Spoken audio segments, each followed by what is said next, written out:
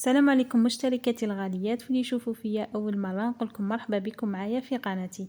اليوم جيتكم بهذه عجينه لي تارتولات، عجينه اقتصاديه وكما راكم تشوفوا راهي مبسه وراح تجيكم روعه في البنه. اول شيء هنايا عندي 125 غرام من الزبده اللي هما 2 ملاعق كبار. الزبده تاعنا لازم تكون طريه، ونضيف معاهم 2 ملاعق من السكر الناعم وربع كاس من الزيت اللي هي 8 ملاعق، وراح نزيد معاهم ربع كاس من الماء، انا كيلتهم 8 ملاعق ايضا.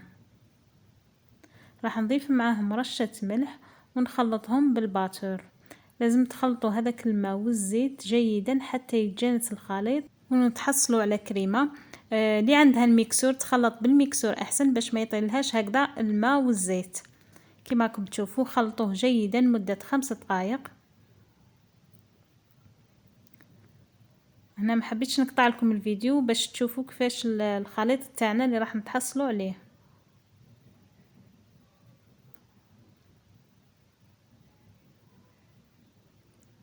لهنايا بعد ما خلطوه شوفوا كيفاش راهو الخليط، نتحصلوا على هذه الكريمه ويدخل جيدا هذاك الماء. هنا نضيفوا الكاس الاول من الفارينه ونخلطوا. هذه العجينه ما فيهاش الخميره وراح تكون النتيجه رائعه. نضيف الكاس الثاني حتى نتحصلوا على عجينه تكون طريه ويعني ما تكونش متماسكه بزاف كما عجينه الصابلي. هنا راح نضيف ملعقه، حوالي ملعقه من الفارينه، يعني هنا دات لي 2 كيسان وملعقه من الفارينه حتى تطمنا كامل العجينه ونتحصلوا على عجينه طريه ومتجانسه كما راكم تشوفوا، ما تكونش تلصق في اليد. لهنا راح نجيب القوالب تاعي، ماشي لازم ندهنوهم بالزيت ولا الزبده هنا لانه العجينه اصلا فيها الزيت وراهي مبسه. راح نشكل العجينه بهذه الطريقه ونضغطوا جيدا على الحواف كما راكم تشوفوا. هنا جيبوا القوالب اللي عندكم، ماشي لازم هادو، ولا انا درت من هادو ودرت من الصغار.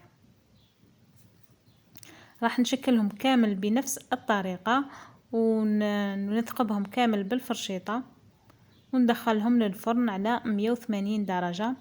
راح يحمروا لي من تحت شويه ونشعلهم يزيدوا يحمروا من الفوق. شوفوا شكلهم هكذا جيدا ونثقبوهم بالفرشيطه باش ما يتنفخولناش. واذا شفتوهم تنفخوا لكم في الفرن زيدوا ثقبوهم شويه.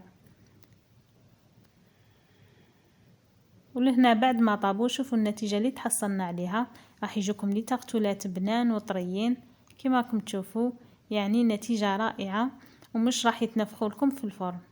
وهذه العجينه اقتصاديه وما فيهاش البيض، يعني تصلح ثاني للمشاريع. ان شاء الله تكون عجبتكم وصفة اليوم. ما تنسونيش بالاشتراك في القناة واللايك، ونقولكم مع السلامة.